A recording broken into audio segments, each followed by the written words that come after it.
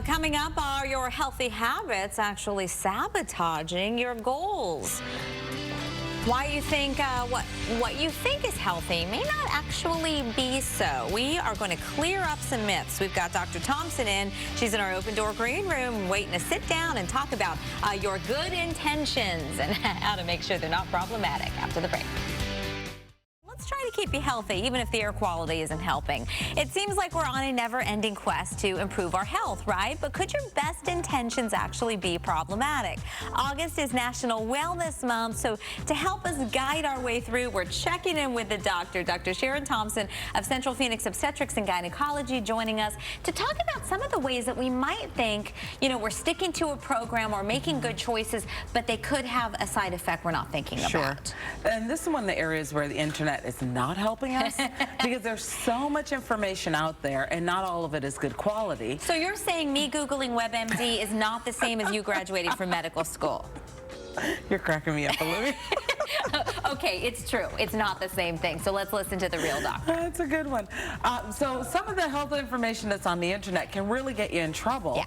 And people feel like they're doing the right thing. And lots of times we judge what's right by how restrictive it is. Okay. But actually that is a counterintuitive, because when we feel restricted, we want to break out of those restrictions, right? So a lot of times people talk about, oh, I'm looking forward to my cheat day, because they were feeling so restricted that they're looking forward to the day where they can just splurge and do everything. And then they can wind up eating more calories than they restricted during the week. Right. So the idea of a cheat day is actually not good for you, because you can wind up, doing more damage than you did good the rest of the days. And then there are other rules, like, some people will restrict so many food ingredients, right? You can only eat one ingredient. And then you wind up missing nutrients that you need. So you really want to stay away from these very restrictive rules. Sometimes people wind up eating so many processed foods, right? Because they're trying to cut calories, low fat. You wind up not reading your labels, and you wind up with so much sugar, so much salt. Well, yeah, so those cutting corners, and you're saying, okay, it's a healthy granola bar, it says it's low fat, or it's sugar-free, or whatever, and I've got it prepackaged, that way I won't go through the drive-through, but you're still opening up the package of processed foods. Exactly. And a good rule is, if you can't recognize the ingredient or pronounce it, you might want to put that back. Put that back. That's a good idea. And you mentioned something that gets a lot of people in trouble, the label healthy.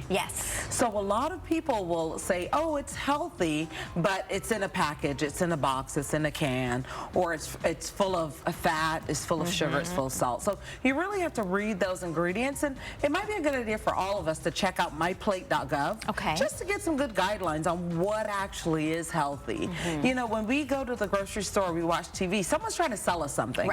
And they're going to make it as glitzy and as glamorous as they need to so that we buy it. And it may not necessarily be in our best interest.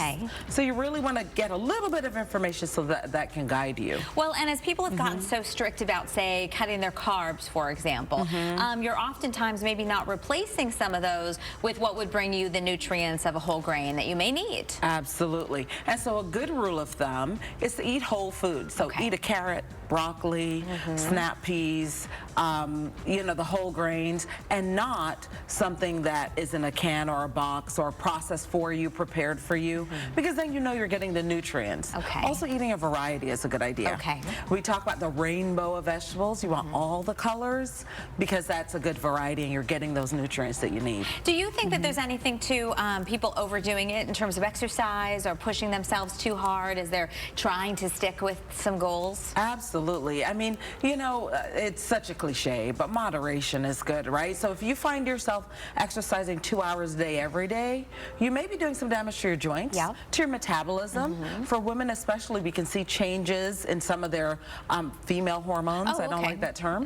But if they exercise too much, and it can really affect how their bodies function. So if you find yourself doing something to such an extreme, either restricting calories or exercising, then you're out of balance. You want to be sort of in the middle. Moderation is a cliche, but it's a good word. It's not something that you should be thinking about all the time, right? That's probably a key that something's wrong. Like, if you feel guilty, something's not right.